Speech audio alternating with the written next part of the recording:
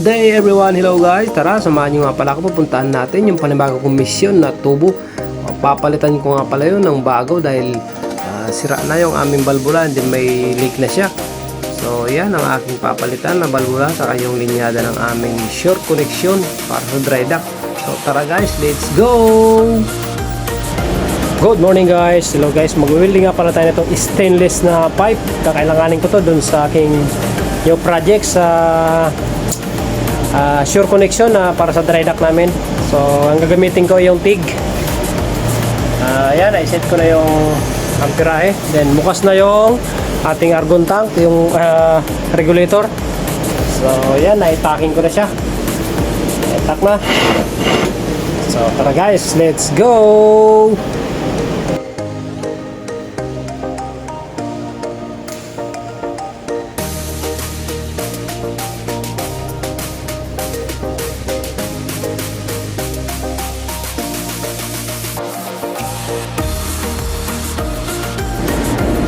Yan na nga pala mga idol yung ating welding na tubo na stainless na 1.5 yung kapal.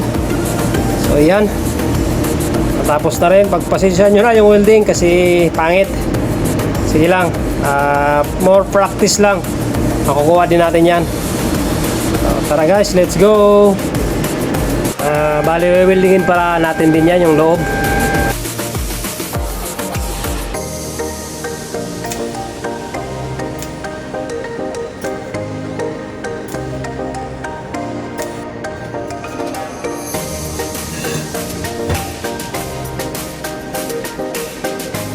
Yan na nga pala mga idol, mga gar, yung ating update sa ating welding na TIG.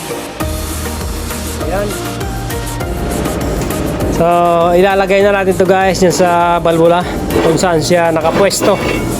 So, dyan. Bali, dyan yan. Dyan ko yan siya ilalagay. Then, imamapress ko yan. Tapos, isasalpak ko yan dun sa bago kong linyada na papalitan. Ito yun yung ipapalit ko. So abang-abang lang guys sa aking project. So guys, magmamapress tayo ngayon.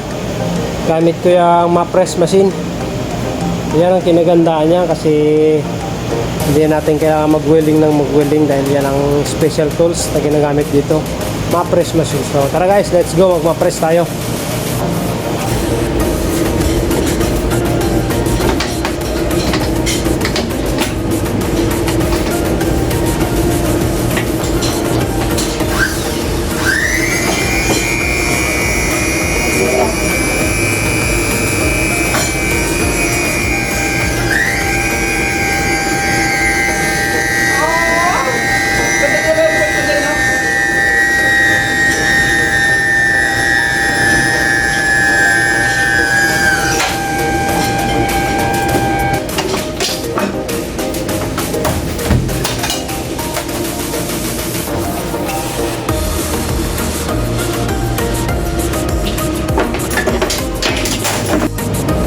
Yan na nga pala yung namapress. Yan ang itsura. Ganyan dati. Then naging ganyan siya. So okay na yan guys. Kakabit na lang yan doon. 2 hours later. Hello mga par. Ito na nga pala. Naisalpak na namin. Ayan. May tubig na ulit yan. Kasi kanina sinarado lang namin yung balbula tapos para may salpak yan. So ngayon okay na yan. Dito na lang sa side na to magmamapress ako para may finish na. So yan, nilinis ko na rin yung parting may mga pintura para pag press walang leak. So yan yung mapress machine. So tara guys, let's go.